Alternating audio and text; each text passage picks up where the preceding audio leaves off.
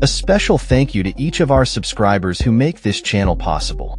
Here's today's story. In a critical moment for Ukraine, President Volodymyr Zelensky is set to meet with European leaders in London on Monday. This meeting comes on the heels of rising tensions with the United States concerning a controversial peace proposal aimed at ending the ongoing war with Russia. U.S. President Donald Trump has openly criticized Zelensky, claiming that he hasn't fully engaged with the U.S. proposal, which has added to the urgency and complexity of the situation. An anonymous official familiar with the negotiations has stated that the issue of territory remains the most problematic aspect of the discussions. Russian President Vladimir Putin is reportedly unwilling to enter into any agreement that does not involve territorial concessions from Ukraine. The official indicated that the Americans are pressuring for a swift resolution, emphasizing that Ukraine cannot simply agree to everything without thoroughly working out the details. In a show of support for Ukraine, the Dutch government announced an additional €700 million, approximately $815 million, in military assistance for the first quarter of 2026. This follows a previous commitment of €3.5 billion for the upcoming year, although much of that funding has already been allocated. Meanwhile, Russia's defense ministry has reported that its forces have gained control over the villages of Chervon in the Donetsk region and Novodanilivka in the Zaporizhzhia region. As Zelensky prepares for the high-stakes meeting, he will receive a briefing from his chief negotiator, Rustem Umerov, regarding the ongoing dialogue with U.S. officials.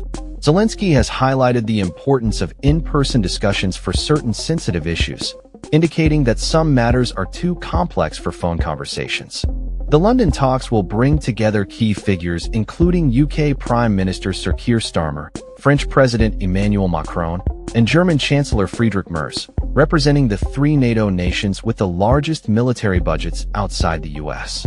The agenda for the meeting will primarily focus on the ongoing peace negotiations and the next steps to ensure Ukraine's sovereignty and security. UK Cabinet Minister Pat McFadden has stressed the need for meaningful security guarantees in any potential peace deal, warning against creating a toothless organization. The UK and France are spearheading efforts to establish a coalition of willing nations, known as the Multinational Force Ukraine, which aims to provide future defense support for Ukraine. However, the specifics of the coalition's functions remain unclear, with diplomatic sources indicating it will not act as a peacekeeping force or police a ceasefire. Germany and other European nations, including Italy and Poland, have committed to providing various forms of defense assistance, but have expressed hesitance about deploying troops within Ukraine, a move that the Kremlin has warned would escalate tensions. The White House has been urging both Kyiv and Moscow to reach an agreement on a multi-point plan to end the conflict, but significant breakthroughs have been elusive.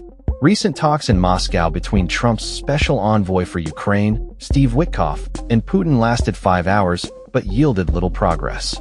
Negotiations are particularly sensitive around territorial concessions, with the U.S. proposing that Ukraine withdraw its forces from eastern regions that Russia has attempted to seize. Additionally, discussions surrounding the Zaporizhzhia nuclear power plant have been marked by complexity, as it remains under Russian control amid ongoing fighting. A leaked draft of the U.S.-backed peace plan suggested a potential sharing of energy generated by the plant between Ukraine and Russia, but the details remain contentious. Trump's outgoing special envoy for Ukraine, Keith Kellogg, has indicated that a deal is close, but emphasized the need to resolve the issues of territory and energy before a comprehensive agreement can be reached. The upcoming talks in London represent a crucial opportunity for Ukraine's European allies to assert their influence in the US-led peace efforts, which they fear may compromise the continent's long-term interests for a hasty resolution. European leaders have been vocal in their opposition to earlier drafts of the US peace plan, which were criticized for being overly favorable to Russia. Despite facing significant economic challenges and military setbacks, the Kremlin has shown little willingness to compromise on its core demands, including a rejection of any future NATO membership for Ukraine.